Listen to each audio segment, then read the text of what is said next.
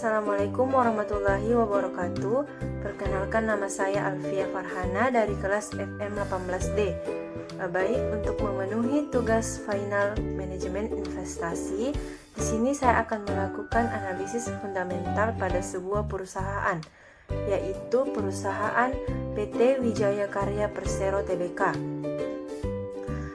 dengan menggunakan 5 periode, yakni dari periode 2016 sampai 2020. Baik, langsung saja pada rasio yang pertama, yaitu rasio lancar atau current ratio. Rasio lancar adalah rasio keuangan yang membandingkan antara aktiva lancar dengan utang lancar. Adapun rumusnya yaitu aset lancar dibagi dengan kewajiban lancar. Pada tahun 2016, PT Wijaya Karya Tbk menghasilkan 1,59. Pada tahun berikutnya, tahun 2017 menghasilkan 1,34. Pada tahun 2018 menghasilkan 1,54. Pada tahun 2019 menghasilkan 1,39. Dan pada tahun 2020 menghasilkan 1,08. Rasio yang kedua yaitu debt to equity ratio atau biasanya disingkat dengan DER. DER ini adalah salah satu variabel analisis fundamental yang membandingkan antara total utang dengan total modal perusahaan. Jika nilai rasio ini besar, maka semakin besar suatu perusahaan menggunakan utang untuk modal. Sebaliknya, jika nilai DER kecil, menandakan penggunaan utang perusahaan lebih kecil dari total modal. Adapun rumusnya yaitu total utang dibagi dengan total ekuitas. Pada tahun 2016, PT Wijaya Karya Persero Tbk menghasilkan 1,46. Pada tahun 2017 menghasilkan 2,12. Pada tahun 2018 menghasilkan 2,44. Pada tahun 2019 menghasilkan 2,23 dan pada tahun 2020 menghasilkan 3,9. Rasio yang ketiga yaitu return on asset atau biasanya disingkat dengan ROA, adalah berfungsi untuk melihat kemampuan perusahaan dalam menciptakan laba dengan menggunakan total aset perusahaan.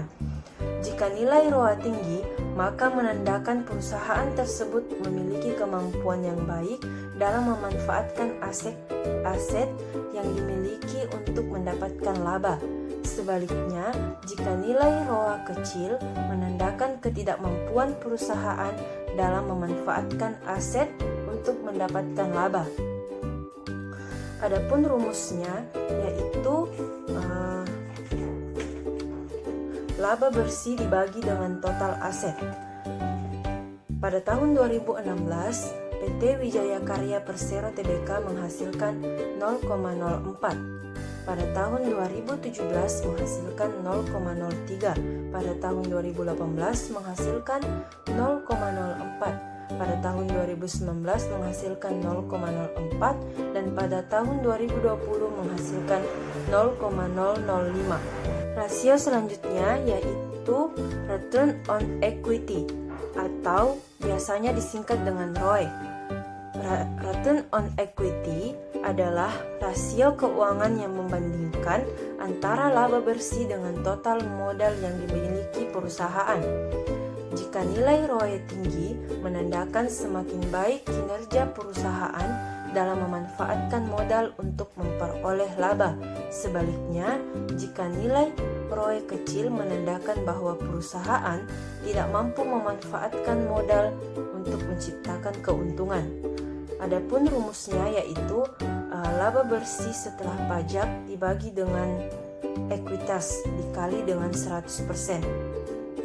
Pada tahun 2016, PT Wijaya Karya Persero Tbk menghasilkan 0,9%. Pada tahun 2017 menghasilkan 0,9%.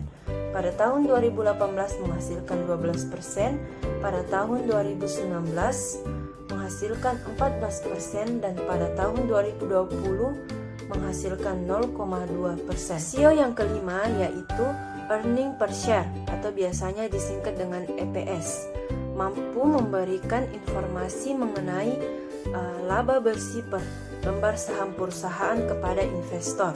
Jika nilai EPS tinggi, maka mengindikasikan perusahaan memiliki laba yang besar. Adapun rumusnya yaitu laba bersih dibagi dengan jumlah saham yang beredar. Pada tahun 2016, PT Wijaya Karya Persero Tbk menghasilkan 0,12. Pada tahun 2017 menghasilkan 0,15. Pada tahun 2018 menghasilkan 0,23 dan pada tahun 2019 menghasilkan 0,29, pada tahun 2020 menghasilkan 0,03. Rasio selanjutnya yaitu price to earning ratio atau biasanya disingkat dengan PER. PER ini adalah rasio harga terhadap nilai laba bersih per lembar saham. Jika rasio PER kecil, maka menandakan bahwa laba perusahaan relatif besar, sehingga memacu value investor untuk membeli saham tersebut. Sebaliknya, jika PER tinggi, maka dianggap tidak menarik oleh value investor. Adapun rumusnya yaitu harga saham per nilai EPS. Pada tahun 2016, PT Wijaya Karya Persero Tbk menghasilkan 18,58. Pada tahun 2017 menghasilkan 10,26. Pada tahun 2018 menghasilkan 7,16. Pada tahun 2019 menghasilkan 6,99 dan pada tahun 2020 menghasilkan 55,13. Rasio yang terakhir yaitu price to book value atau biasanya disingkat dengan PBV. PBV ini mirip dengan PER, price to earning ratio, yaitu sama menaksir nilai wajar suatu saham. Bedanya rasio PBV dilakukan dengan cara membandingkan antara harga saham dengan nilai buku atau ekuitas per lembar saham. Jika nilai PBV tinggi, maka menunjukkan bahwa harga saham perusahaan berada di atas nilai wajar. Sebaliknya, jika nilai PBV rendah, maka mengindikasikan harga saham perusahaan berada di bawah nilai wajarnya. Adapun rumusnya yaitu harga saham dibagi dengan book value. Pada tahun 2016, PT Wijaya Karya Persero Tbk menghasilkan 1,69.